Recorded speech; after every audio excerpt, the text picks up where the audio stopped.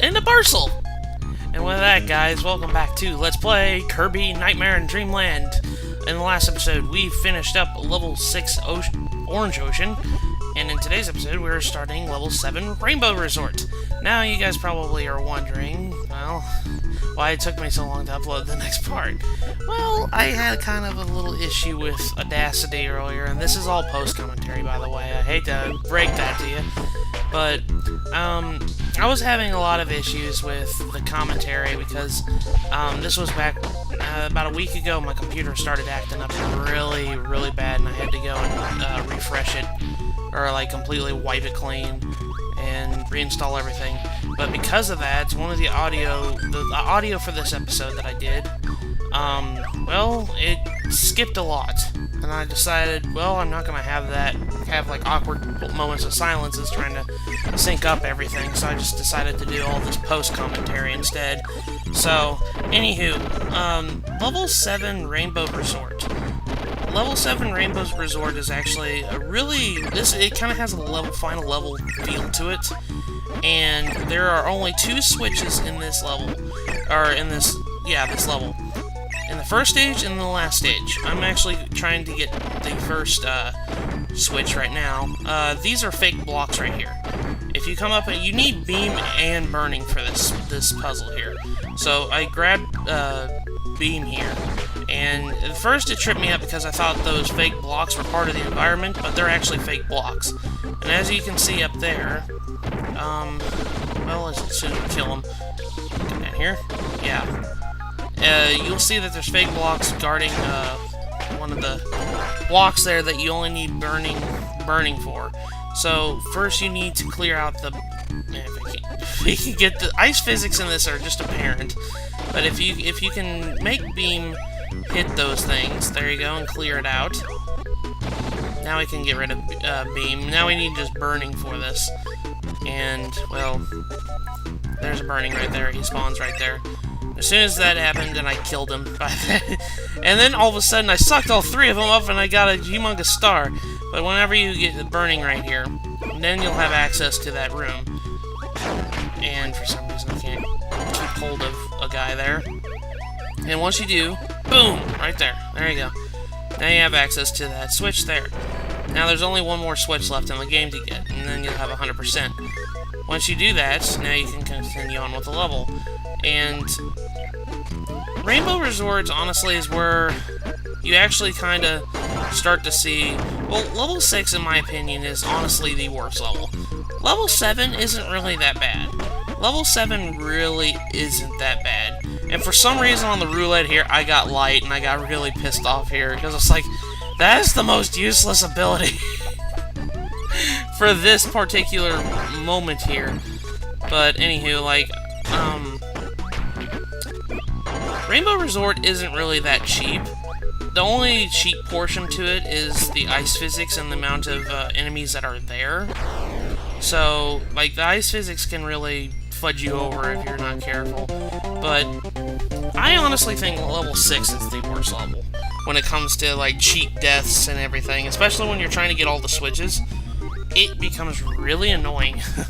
Now, this right here I had to cut because I had a phone call, and I don't know if you noticed the cut there, but I had a phone call going off in the middle of recording. So, but this level right here, you have 2 entrances. You have the bottom, and then you have a top here, the bars there. The bars there indicate an alternate route. What this level is essentially, this level is a boss rush mode. It's a mini boss rush mode, so you're fighting like Poppy Bros Senior, Bonkers, Fan, Bugsy, and the Mite guy. You're fighting all those guys. But if you take the top route, and I really suggest you guys do take the top route here, and I just died here. But I really think you guys need to take the top route, because the top route, you get it's a lot harder, because I think the enemies, well, they kind of start you off with a really harder mini bosses here, and I'm doing really terrible here, but like, there's a massive amount of rewards you get for doing the top route. The top route you get a lot of stuff for. So it's better to do that, and you fight less bosses too. The bottom route you fight more bosses and get no reward. The top route you fight less bosses and you get more rewards. If you take the bottom route, you had to start with I do believe Poppy Bros Senior. You had to start out with him and fight the Mike dude. Then you had to fight Mr. Freeze, and then you had to fight them, and then you had to fight Bonkers, Fan, and Bugsy, and you know what. Fan was being annoying here. I'm not gonna lie. How many times he grabbed me? No matter how many times I tried to get away. Fan has got to be one of the worst mini-bosses to fight. For that reason. You do not like fighting Fan because Fan likes to grab you a lot when you don't even mean to.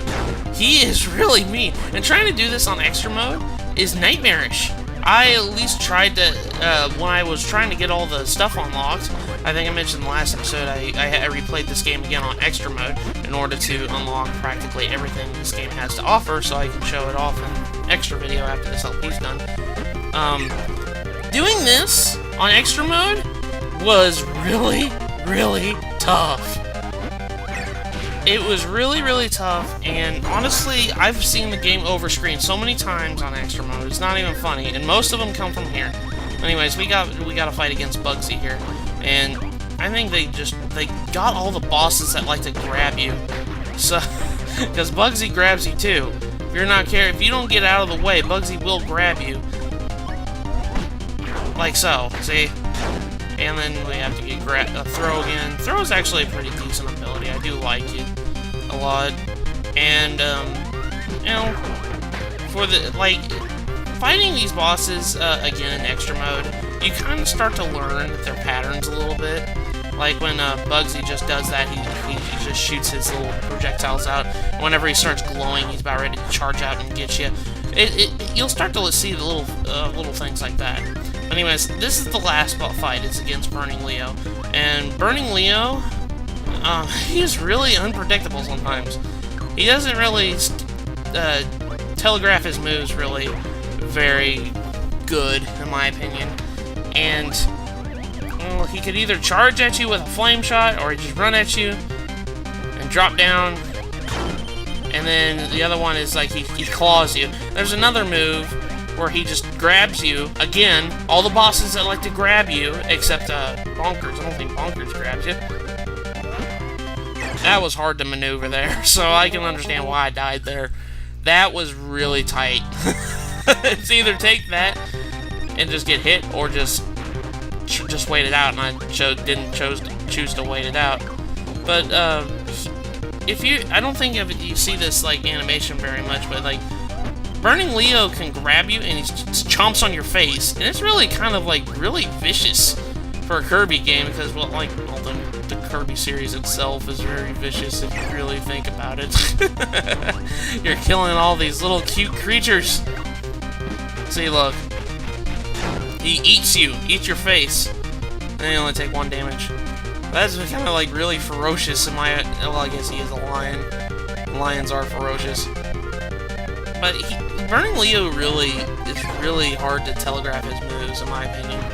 Like, sometimes it's like, he'll either jump and claw you, or jump all the way and just land on his face. Or then sometimes, you're expecting him to do that, and then he does a burning attack. But I like burning, so I picked that up. Anyways, this is your reward for doing so. You get 5 1-ups. And that actually really helps, considering you probably lost a lot of lives getting to that point. And that's the end of the level there. There's no secret switches. That's just the only secret path that I can tell you that was there.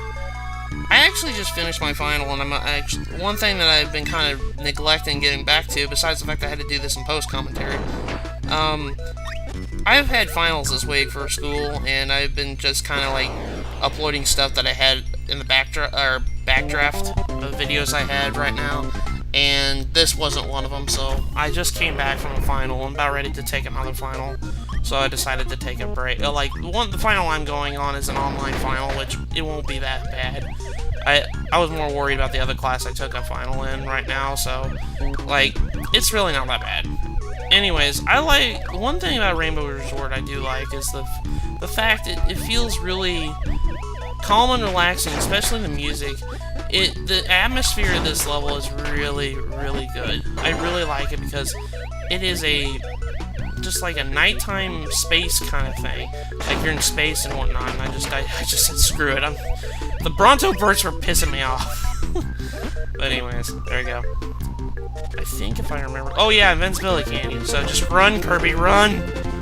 Get to the end of the goal! I don't think I actually had trouble because the ice physics here were kind of derping with me. There you go. So it wasn't as good as a run as I thought. Whenever you get invincibility candy, you would kind of want to just do that. But there's a free one up there. You just get rid of that cannon there, and that gets rid of it. You just have to avoid the cannon whenever it is. This one's a puzzle. You go back and you try to get all the goodies here. I would advise getting maximum tomato into 1-up, to be perfectly honest, in order to get past that. So, it's all good. There we go. Now, we go on to stage 4. Now we got that out of the way. Stage 4, it has a lot of enemies, I'm not gonna lie. Like, the beginning screen, you automatically see that there's a lot of enemies. And I use this little thing to show what Ball really does. Well, because Ball Kirby, like, the thing about Ball Kirby is whenever you start bouncing, you can only really do damage to enemies whenever you're in a glowing state while you're doing Ball. And I just got pecked by a bird. But, like, Ball, it really just... The only time you can actually damage enemies is whenever you're flashing. That's the only time you can actually really hurt enemies is when you're flashing. Other times you're gonna get hit. So, like, it's really... As much as you can, even though I kind of like using Ball, it's really undependable sometimes. And, well, we're gonna be seeing a couple rooms like this where there's like 4 enemies and like a room like that. See, as you can see, I can only damage stuff whenever I'm flashing as Ball Kirby. And you can only break blocks when you're flashing too, so keep that in mind. It's best to just slide it. Like, that's really the only time you're ever gonna do damage to anybody's when you're flashing with Ball Kirby, and it really gets annoying after a while trying to do that. Even though I like using Ball, because it's really an easy way to get past and like practically kill everything if you get enough juice, if you know what I mean. It really is kind of hard to do that. This room right here is with the Bronto Bird. I was trying to show you how to get like momentum with Ball Kirby, and it's really hard to maintain that momentum with Ball Kirby. Ow. But yeah, this is the... Oh, I forgot to mention, this is the last level. This is the last level in the game, and I kind of stopped this right before the boss of this level because, well, actually I kind of lied a little bit. This is not the last level of the game, and I saw that coming too. That really does sting. Like, whenever you're electric over pit, you are done for. Because you cannot move while you're being electrified when you take damage. So, just be wary of that. Don't do it over a pit, please. Don't get damaged by electric over a pit. I know sometimes you can't help that, but it really does get annoying after a while. I think we're here. Oh yeah, that's right. I remember my last recording, trying to record this. I actually... Oh, there we go. There you go. I was trying to get that 1-up because up at the top right here is a bomb that you can actually get rid of, and you can get that 1-up easy, but I just decided to do it the hard way. I always do it the hard way. Ow. Slide right into Gordo, why don't you, Matt? But the only way you can actually get past this level is to let the bomb thing take care of it, and there you go. But, like I said before, this is the level itself. It's the last actual level you play, but it's not the final level, because the final level happens after you beat the boss at this level. So, and it's a consistence of a couple boss fights, so keep that in mind. There's 8 levels, but 7 of them are ones that you actually kind of play, if you know what I mean. This level, this stage right here, the beginning is just a bunch of freaking crashes. And Wheelie here is really annoying. And one little thing I learned about Spark Kirby is if an enemy is trying to attack you while you're doing spark animation, sometimes you're invulnerable to that. And this section sucks right here. Trying to get past this with the burning, and see the burning hit me just right off the screen there.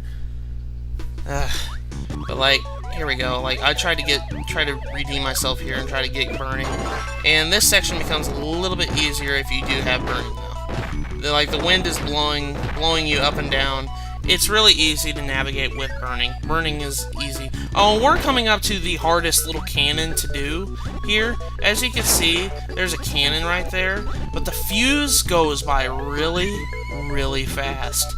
And there's no switch at the end of this, so it's really, in my opinion, it's not even worth doing. But as you can see, the cannon goes by really fast. I think I attempted at least one or two times, and, well, it's really not even worth it. I think all that's up there are a couple lives, that's it. So it's not even worth it to do it, in my opinion. You can try it, it's just really hard to do. So keep that in mind whenever you get to that part. I want to get 2. But yeah, the last switch is actually in this stage right here. See, we already completed it. We didn't have to solve any puzzle with that cannon. So there was nothing worth it. But this stage right here, this stage I love dearly. This is my favorite stage in the entire game. And you'll see exactly why here in a few minutes if I ever decide to go in it. There we go. Especially with the music. This is a reimagining of Kirby's Dreamland. The very first game on the NES. This is like a remix of like almost practically all the stages in the game of Kirby's Dreamland. And I really do like that they do that. They even keep the original color scheme that the game was known for. And the original color scheme of Kirby's Dreamland was all black and white. They didn't have any color to it, even though it was an NES game. And I do appreciate that they did that in Kirby's Adventure too. So I know this is a remake of Kirby's Adventure, but this practically this stage right here is a remake of a remake, if you want to put it that way. Like, it's a remake. In the original game, this was a remake of all the stages in Kirby's Dreamland. And, well, this game got a remake itself, so it's a remake of a remake. But that game right there, Kirby's Dreamland, is got to be one of the shortest games I've ever played. Kirby's Dreamland literally can take you half an hour to beat. And it's one of those games that it doesn't need a save system because it's really, really short. You can beat it in 30 minutes. But it's a fun game to play, and honestly, I would advise anybody to play Kirby's Dreamland, because it literally is an easy game for anybody to get into. So I don't think that game has. No, that game does not have copy abilities. I forgot about that. You just suck enemies up and you shoot them as projectiles. That's how you attack. That game does not have any copy abilities, and that's kind of cheap enemy placement right there. But each part of the stages are part of a level in the original Kirby's Dreamland. But I absolutely love this stage. This is my favorite stage in the game. And I did mention that there was 2 switches in this level. The first and last stage. The last stage is right at the very end of the stage, and we're actually at the end of the stage here. What you do is, there's the end of the stage, and you go up into the little moon, or you see the moon animation right there? Where the switch is past there. That moon's actually a door. And you fall down, and there you go. There's your last switch in the game. And it's actually a warp point. And they reward you for finding it with a life and a maximum tomato too.